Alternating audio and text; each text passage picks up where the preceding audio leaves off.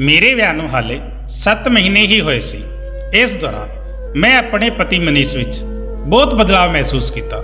ਮਨੀਸ਼ ਆਪਣੀ ਭਾਬੀ ਸੁਜਾਤਾ ਦੀਆਂ ਗੱਲਾਂ ਨੂੰ ਜ਼ਿਆਦਾ ਮੰਨਦਾ ਸੀ। ਇਹ ਗੱਲ ਮੈਨੂੰ ਬਹੁਤ ਬੁਰੀ ਲੱਗਦੀ ਸੀ। ਘਰ ਦੀ ਛੋਟੀ-ਛੋਟੀ ਸਮੱਸਿਆ ਤੇ ਵੀ ਉਹ ਆਪਣੀ ਭਾਬੀ ਨਾਲ ਗੱਲ ਕਰਦਾ ਤੇ ਮੇਰੀ ਵੱਡੀ ਤੋਂ ਵੱਡੀ ਗੱਲ ਤੇ ਵੀ ਧਿਆਨ ਨਹੀਂ ਦਿੰਦਾ ਸੀ।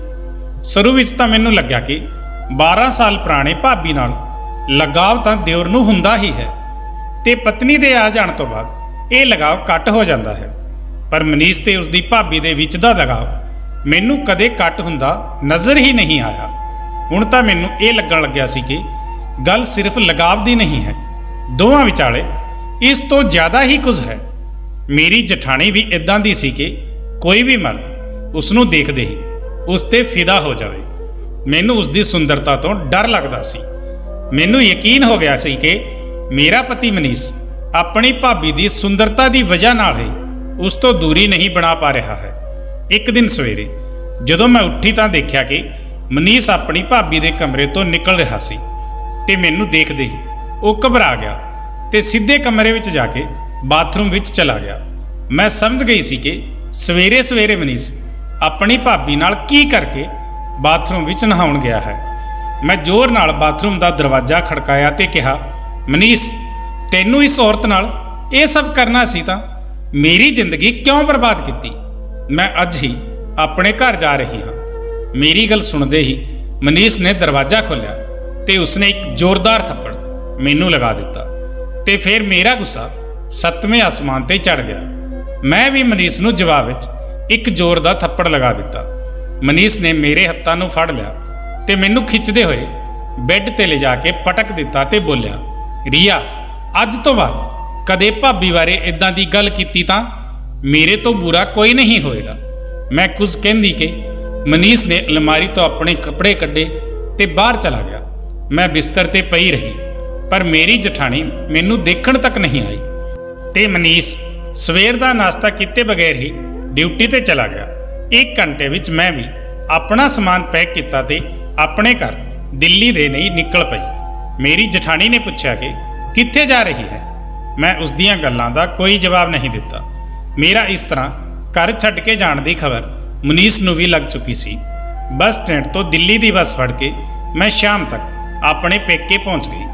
ਮਨੀਸ਼ ਮੈਨੂੰ ਲਗਾਤਾਰ ਫੋਨ ਕਰ ਰਿਹਾ ਸੀ ਪਰ ਮੈਂ ਉਸ ਦਾ ਫੋਨ ਨਹੀਂ ਚੁੱਕਿਆ ਤੇ ਆਪਣੇ ਘਰ ਪਹੁੰਚਦੇ ਹੀ ਆਪਣਾ ਫੋਨ ਬੰਦ ਕਰ ਲਿਆ ਤੇ ਆਪਣੀ ਮਾਂ ਨੂੰ ਸਾਰੀ ਗੱਲ ਦੱਸ ਕੇ ਰੋਣ ਲੱਗੀ। ਮਾਂ ਬੋਲੀ, ਤੂੰ ਬਿਲਕੁਲ ਸਹੀ ਕੀਤਾ ਜੋ ਤੂੰ ਇੱਥੇ ਆ ਗਈ। ਹੁਣ ਤੂੰ ਮਨੀਸ਼ ਦੇ ਘਰ ਉਦੋਂ ਜਾਣਾ ਜਦੋਂ ਮਨੀਸ਼ ਉਸ ਚੁੜੈਲ ਨੂੰ ਘਰ ਤੋਂ ਕੱਢ ਕੇ ਬਾਹਰ ਸੁੱਟੇਗਾ। ਰੀਆ, ਮਨੀਸ਼ ਕੋਲ ਕਿਸ ਚੀਜ਼ ਦੀ ਕਮੀ ਹੈ? ਸ਼ਹਿਰ ਵਿੱਚ ਵੀ ਉਸਦੇ 2-3 ਫਲੈਟ ਹਨ। ਉਹ ਤੈਨੂੰ ਲਿਜਾ ਕੇ ਅਲੱਗ ਕਿਉਂ ਨਹੀਂ ਰਹਿੰਦਾ? ਮੇਰੀ ਛੋਟੀ ਭੈਣ ਪੂਜਾ ਵੀ ਮੈਨੂੰ ਲੈ ਕੇ ਬਹੁਤ ਪਰੇਸ਼ਾਨ ਸੀ। ਇਸ ਦਾ ਵੀ ਵਿਆਹ ਹੋਣ ਵਾਲਾ ਸੀ। 6 ਮਹੀਨੇ ਰਹਿ ਗਏ ਸੀ। ਮੇਰੀ ਹਾਲ ਦੇਖ ਕੇ ਹੁਣ ਸਹੁਰੇ ਘਰ ਦੇ ਨਾਂ ਤੋਂ ਡਰਨ ਲੱਗੀ ਸੀ।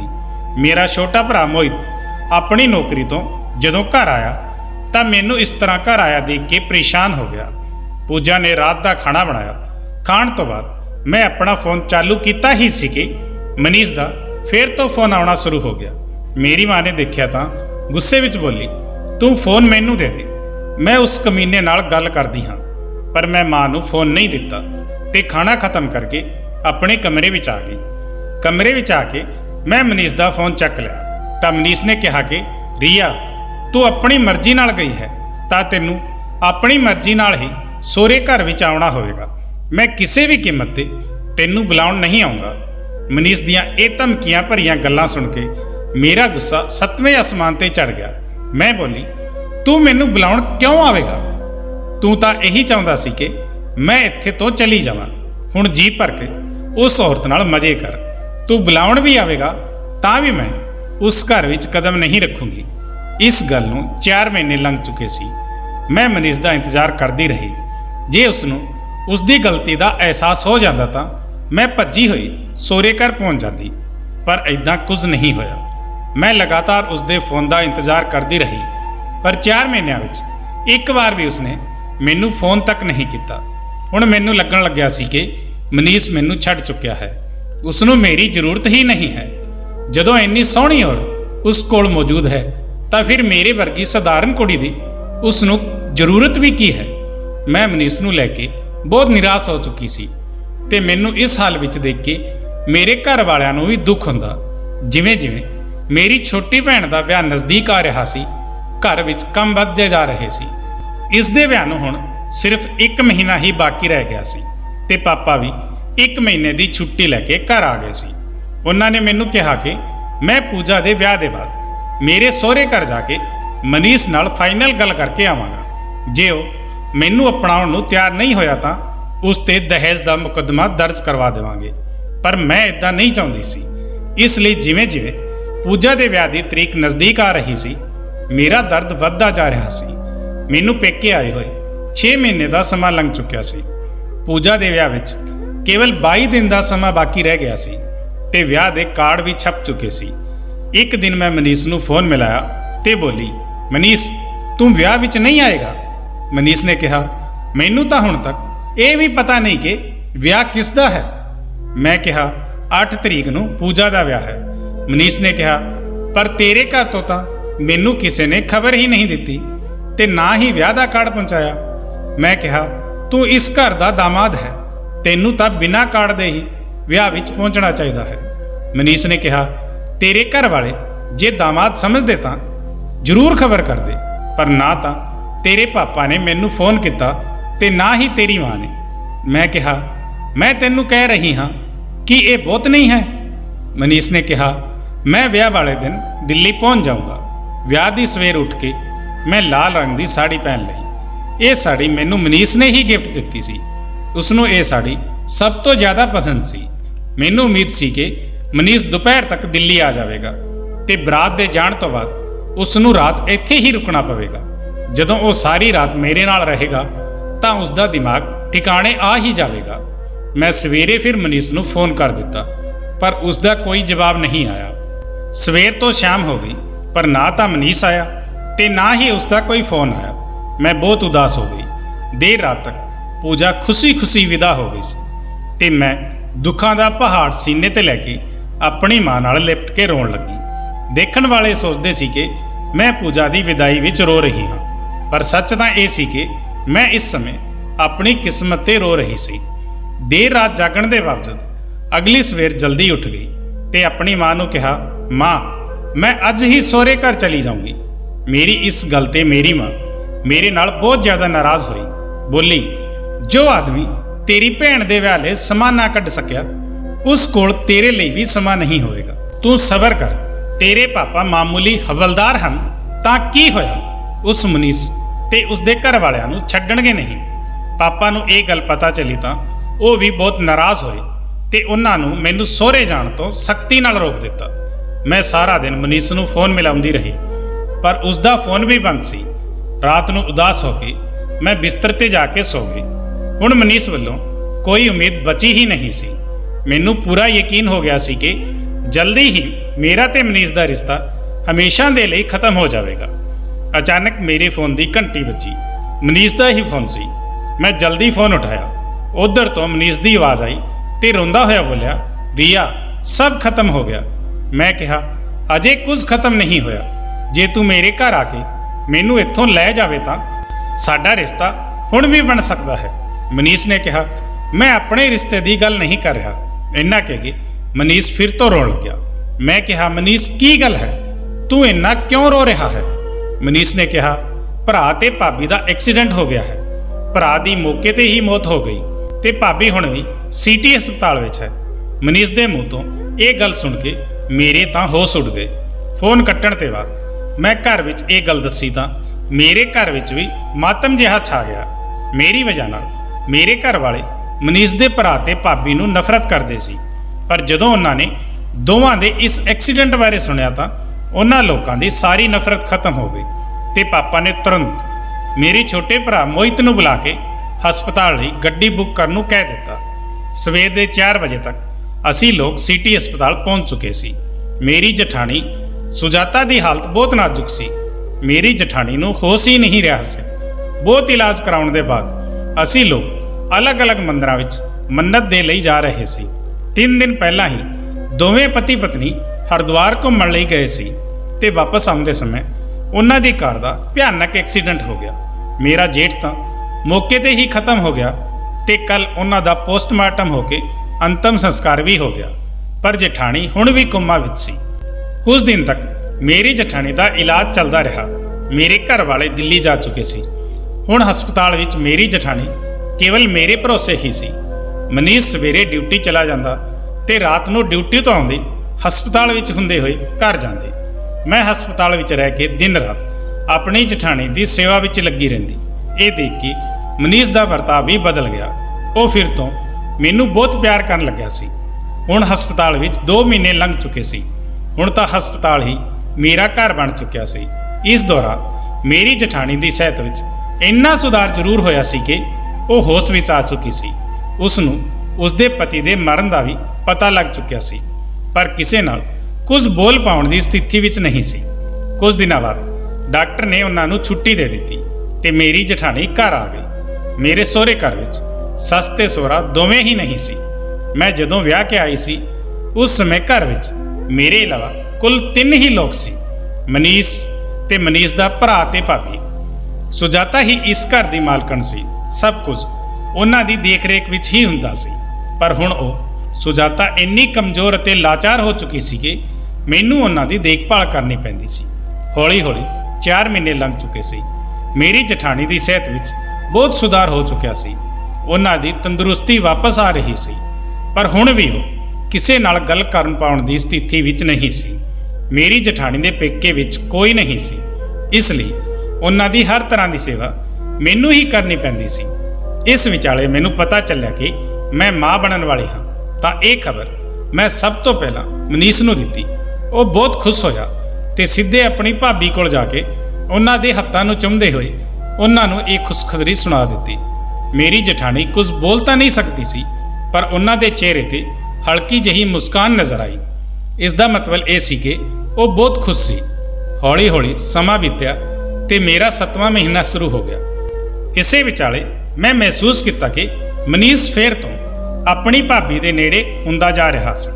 ਮਾਂ ਬਣਨ ਦੀ ਵਜ੍ਹਾ ਨਾਲ ਮੇਰੀ ਹਾਲਤ ਇਦਾਂ ਦੀ ਸੀ ਕਿ ਮੈਂ ਘਰ ਦਾ ਜ਼ਰੂਰੀ ਕੰਮ ਵੀ ਨਹੀਂ ਕਰ ਪਾਉਂਦੀ ਸੀ ਤੇ ਮਨੀਸ਼ ਦੇ ਡਿਊਟੀ ਤੇ ਚਲੇ ਜਾਣ ਤੋਂ ਬਾਅਦ ਜ਼ਿਆਦਾਤਰ ਸਮਾਂ ਮੈਂ ਆਪਣੇ ਕਮਰੇ ਵਿੱਚ ਹੀ ਰਹਿੰਦੀ। ਰਾਤ ਨੂੰ ਮਨੀਸ਼ ਡਿਊਟੀ ਤੋਂ ਵਾਪਸ ਆਉਂਦਾ ਤਾਂ ਮੇਰੇ ਲਈ ਖਾਣਾ ਤੇ ਭਾਬੀ ਲਈ ਜੂਸ ਲੈ ਕੇ ਆਉਂਦਾ। ਮੈਂ ਖੁਦ ਜਾ ਕੇ ਆਪਣੀ ਜਠਾਣੀ ਨੂੰ ਜੂਸ ਪਿਲਾਉਂਦੀ ਤੇ ਆਪਣੇ ਕਮਰੇ ਵਿੱਚ ਆ ਕੇ ਮੈਂ ਤੇ ਮਨੀਸ਼ ਖਾਣਾ ਖਾ ਕੇ ਸੋ ਜਾਂਦੇ। ਸਵੇਰੇ ਮੈਂ ਦੇਰ ਨਾਲ ਉੱਠਦੀ, ਉਦੋਂ ਤੱਕ ਮਨੀਸ਼ ਨਾਸ਼ਤਾ ਤਿਆਰ ਕਰ ਚੁੱਕਿਆ ਹੁੰਦਾ। ਮੇਰੇ ਨਾਲ ਸਵੇਰ ਦਾ ਨਾਸ਼ਤਾ ਤਿਆਰ ਕਰਨ ਤੋਂ ਬਾਅਦ ਉਹ ਤਿਆਰ ਹੋ ਕੇ ਆਪਣੀ ਡਿਊਟੀ ਲਈ ਨਿਕਲ ਜਾਂਦਾ। ਇੱਕ ਦਿਨ ਪੇਟ ਵਿੱਚ ਦਰਦ ਹੋਣ ਦੇ ਕਾਰਨ ਮੇਰੀ ਨੀਂਦ ਜਲਦੀ ਹੀ ਖੁੱਲ ਗਈ। ਮਨੀਸ਼ ਨੂੰ ਲੱਗਿਆ ਕਿ ਮੈਂ ਹੁਣ ਨੀਂਦ ਵਿੱਚ ਹਾਂ, ਤਾਂ ਉਹ ਉੱਠਿਆ ਅਤੇ ਕਮਰੇ ਤੋਂ ਬਾਹਰ ਨਿਕਲਿਆ। ਪਤਾ ਨਹੀਂ ਕਿਉਂ ਮੈਂ ਵੀ ਦੱਬੇ ਵੇਰ ਉਸਦੇ ਪਿੱਛੇ ਕਮਰੇ ਤੋਂ ਬਾਹਰ ਨਿਕਲ ਆਈ। ਮੈਂ ਦੇਖਿਆ ਕਿ ਮਨੀਸ਼ ਸਿੱਧੇ ਆਪਣੀ ਭਾਬੀ ਦੇ ਕਮਰੇ ਵਿੱਚ ਗਿਆ ਤੇ ਉਸਨੇ ਅੰਦਰ ਤੋਂ ਦਰਵਾਜ਼ਾ ਬੰਦ ਕਰ ਲਿਆ। ਮੈਂ ਮਨੀਸ਼ ਦੀ ਇਸ ਹਰਕਤ ਤੋਂ ਬਹੁਤ ਹੈਰਾਨ ਸੀ।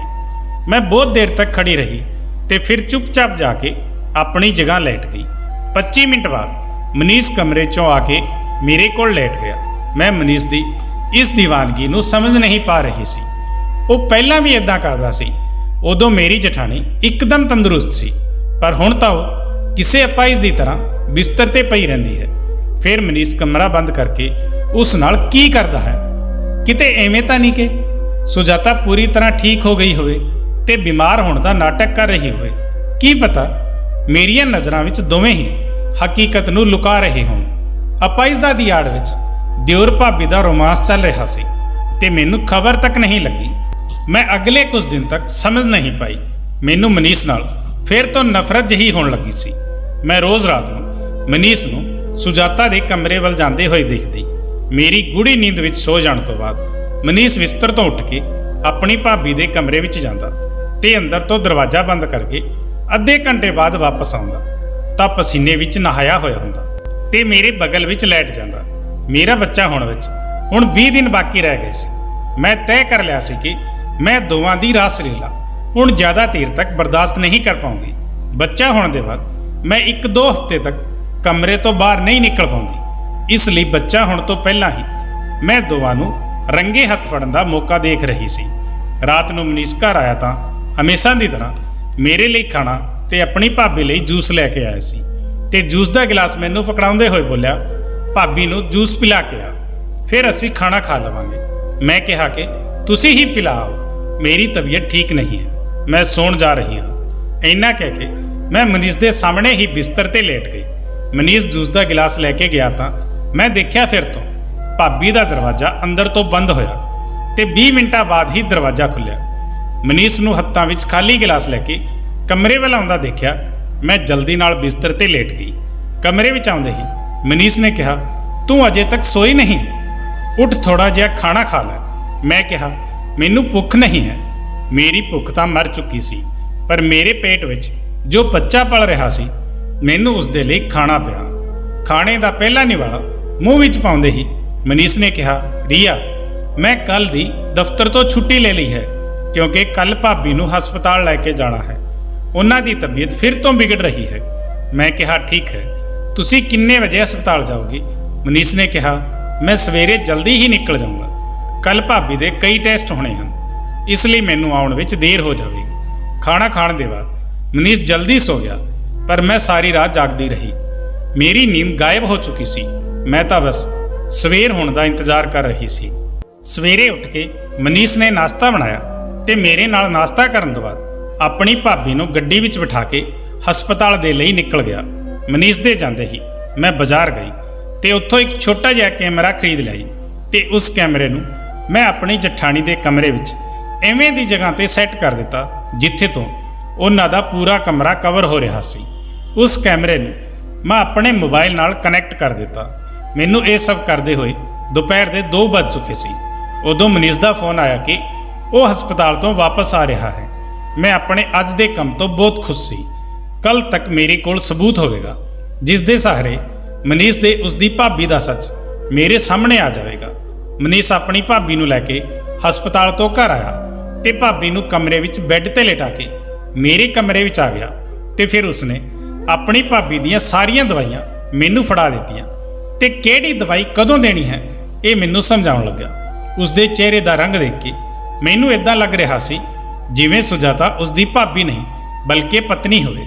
ਰਾਤ ਨੂੰ ਮਨੀਸ਼ ਖੁਦ ਹੀ ਆਪਣੀ ਭਾਬੀ ਦੇ ਕਮਰੇ ਵਿੱਚ ਜੂਸ ਤੇ ਦਵਾਈਆਂ ਲੈ ਕੇ ਗਿਆ ਤੇ ਅੱਧੇ ਘੰਟੇ ਵਿੱਚ ਵਾਪਸ ਆਇਆ। ਖਾਣਾ ਖਾਣ ਤੋਂ ਬਾਅਦ ਸੋ ਗਿਆ ਤੇ ਮੈਂ ਸਵੇਰ ਹੋਣ ਦਾ ਇੰਤਜ਼ਾਰ ਕਰਦੀ ਰਹੀ। ਮੇਰੀ ਗੂੜੀ ਨੀਂਦ ਵਿੱਚ ਸੌਣ ਦੇ ਬਾਅਦ ਮਨੀਸ਼ ਉੱਠਿਆ ਤੇ ਆਪਣੀ ਭਾਬੀ ਦੇ ਕਮਰੇ ਵਿੱਚ ਚਲਾ ਗਿਆ। 20 ਮਿੰਟਾਂ ਦੇ ਬਾਅਦ ਪਸੀਨੇ ਵਿੱਚ ਭਿੱਜ ਕੇ ਵਾਪਸ ਆਇਆ ਤੇ ਮੇਰੇ ਕੋਲ ਲੇਟ ਗਿਆ। ਜਦੋਂ ਮਨੀਸ਼ ਆਪਣੀ ਡਿਊਟੀ ਤੇ ਚਲਾ ਗਿਆ ਤਾਂ ਮੈਂ ਜਲਦੀ ਨਾਲ ਆਪਣੀ ਜਠਾਣੀ ਦੇ ਕਮਰੇ ਵਿੱਚ ਗਈ। ਉਹ ਸੋ ਰਹੀ ਸੀ। ਮੈਂ ਉੱਥੋਂ ਕੈਮਰਾ ਹਟਾ ਦਿੱਤਾ ਤੇ ਆਪਣੇ ਕਮਰੇ ਵਿੱਚ ਆ ਕੇ ਮੋਬਾਈਲ ਵਿੱਚ ਕੱਲ ਤੋਂ ਹੁਣ ਤੱਕ ਦੀ ਰਿਕਾਰਡਿੰਗ ਦੇਖਣੀ ਸ਼ੁਰੂ ਕਰ ਦਿੱਤੀ ਤਾਂ ਮੇਰੇ ਹੋਸ਼ ਉੱਡ ਗਏ। ਮਨੀਸ਼ ਆਪਣੀ ਭਾਬੀ ਦੇ ਕਮਰੇ ਵਿੱਚ ਗਿਆ, ਉਹਨਾਂ ਨੂੰ ਗੋਦੀ ਵਿੱਚ ਉਠਾ ਕੇ ਵੀਲ ਚੇਅਰ ਤੇ ਬਿਠਾਇਆ ਤੇ ਭਾਬੀ ਦੀ ਗੰਦੀ ਚੱਦਰ ਨੂੰ ਉਠਾ ਕੇ ਉਸਨੇ ਇੱਕ ਪਾਸੇ ਰੱਖ ਦਿੱਤਾ ਤੇ ਉਸਨੇ ਉਸ ਗੰਦੀ ਚੱਦਰ ਦੀ ਜਗ੍ਹਾ ਪਿਛਲੇ ਦਿਨ ਧੋਈ ਹੋਈ ਸਾਫ਼ ਚੱਦਰ ਨੂੰ ਵਿਛਾ ਦਿੱਤਾ। ਫਿਰ ਗੰਦੀ ਚੱਦਰ ਨੂੰ ਕਮਰੇ ਦੇ ਬਾਥਰੂਮ ਵਿੱਚ ਲਿਜਾ ਕੇ ਧੋਣ ਲੱਗਾ। ਫਿਰ ਉਸਨੇ ਧੋਈ ਹੋਈ ਚੱਦਰ ਨੂੰ ਬਾਥਰੂਮ ਦੀ ਖਿੜਕੀ ਤੇ ਹੀ ਸੁੱਕਣ ਲਈ ਟੰਗ ਦਿੱਤਾ।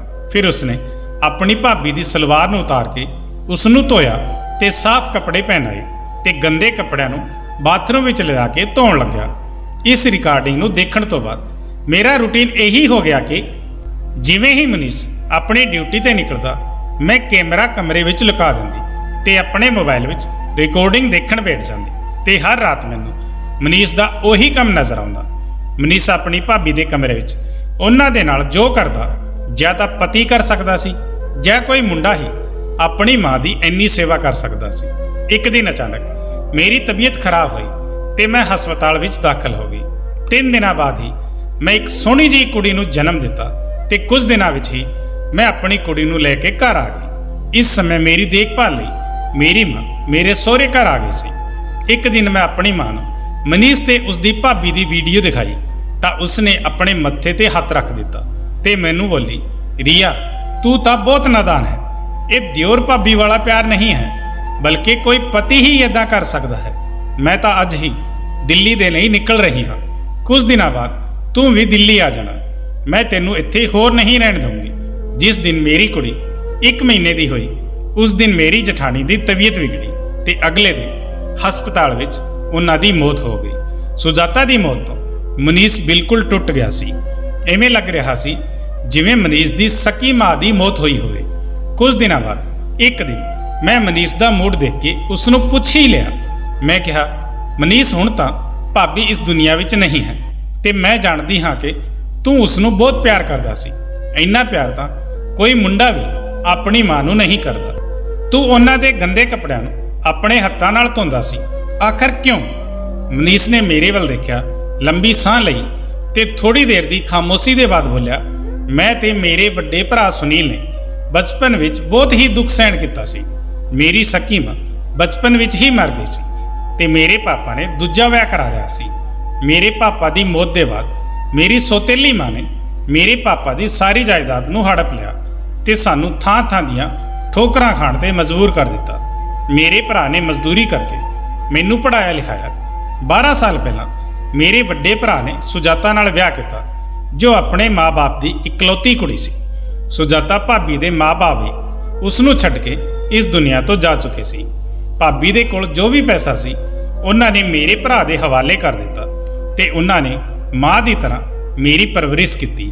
ਮੈਂ ਆਪਣੀ ਸਕੀ ਮਾਂ ਨੂੰ ਨਹੀਂ ਦੇਖਿਆ ਸੀ, ਪਰ ਭਾਬੀ ਨੇ ਸਕੀ ਮਾਂ ਦੀ ਕਮੀ ਪੂਰੀ ਕਰ ਦਿੱਤੀ ਸੀ। 6 ਸਾਲ ਪਹਿਲਾਂ ਮੈਨੂੰ ਮਲੇਰੀਆ ਹੋ ਗਿਆ ਸੀ।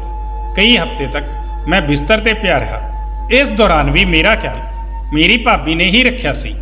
ਜੇ ਕੋਈ ਦੂਜੀ ਔਰਤ ਹੁੰਦੀ ਤਾਂ ਉਹ ਮੇਰੇ ਗੰਦੇ ਕੱਪੜਿਆਂ ਨੂੰ ਹੱਥ ਵੀ ਨਹੀਂ ਲਗਾਉਂਦੀ, ਪਰ ਸੁਜਾਤਾ ਭਾਬੀ ਆਪਣੇ ਮੁੰਡੇ ਦੀ ਤਰ੍ਹਾਂ ਗੰਦੇ ਬਿਸਤਰ ਨੂੰ ਸਾਫ਼ ਕਰਕੇ ਮੇਰੇ ਕੱਪੜਿਆਂ ਨੂੰ ਧੋਂਦੀ।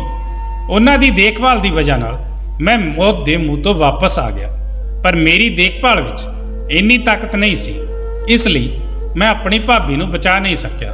ਇੰਨਾ ਕਹਿ ਕੇ ਮਨੀਸ਼ ਮੇਰੇ ਕੰਧੇ ਤੇ ਸਿਰ ਰੱਖੇ ਰੋਣ ਲੱਗਿਆ। ਉਸ ਦੀ ਇਹ ਹਾਲਤ ਦੇਖ ਕੇ ਮੈਨੂੰ ਰੋਣਾ ਆ ਗਿਆ। ਨਾਲ ਹੀ ਮਨੀਸ਼ ਨੂੰ ਲੈ ਕੇ ਮੇਰੀਆਂ ਸਾਰੀਆਂ ਗਲਤਫਹਿਮੀਆਂ ਦੂਰ ਹੋ ਗਈਆਂ। ਮੈਂ ਖੁਦ ਨੂੰ ਬਹੁਤ ਖੁਸ਼ਨਸੀਬ ਸਮਝਣ ਲੱਗੀ ਕਿ ਮੈਨੂੰ ਮਨੀਸ਼ ਵਰਗਾ ਪਤੀ ਮਿਲਿਆ ਸੀ। ਮੈਂ ਆਪਣੀ ਮਾਂ ਨੂੰ ਤੁਰੰਤ ਫੋਨ ਮਿਲਾਇਆ ਤੇ ਬੋਲੀ, ਮਾਂ, ਮੈਂ ਹੁਣ ਦਿੱਲੀ ਨਹੀਂ ਆਉਂਗੀ। ਇਸ ਕਹਾਣੀ ਤੋਂ ਇੱਕ ਸਿੱਖ ਮਿਲਦੀ ਹੈ ਕਿ ਸ਼ੱਕ ਇਨਸਾਨ ਨੂੰ ਕਿਸੇ ਥਾਂ ਦਾ ਨਹੀਂ ਛੱਡਦਾ। ਕਈ ਵਾਰ ਅਸੀਂ ਜਿਨ੍ਹਾਂ ਚੀਜ਼ਾਂ ਨੂੰ ਸੱਚ ਸਮਝ ਲੈਂਦੇ ਹਾਂ ਉਹਨਾਂ ਦੇ ਪਿੱਛੇ ਦੀ ਵਜ੍ਹਾ ਬਿਲਕੁਲ ਅਲੱਗ ਹੀ ਹੁੰਦੀ ਹੈ। ਇਸ ਲਈ ਸਿਰਫ ਸ਼ੱਕ ਦੀ ਬੁਨਿਆਦ ਤੇ ਹੀ ਆਖਰੀ ਫੈਸਲੇ ਤੱਕ ਪਹੁੰਚਣਾ ਸਾਡੀ ਬੇਵਕੂਫੀ ਸਾਬਤ ਹੁੰਦੀ ਹੈ। ਦੋਸਤੋ, ਇਸ ਬਾਰੇ ਤੁਹਾਡੇ ਕੀ ਵਿਚਾਰ ਹਨ? ਕਮੈਂਟ ਕਰਕੇ ਜ਼ਰੂਰ ਦੱਸਣਾ।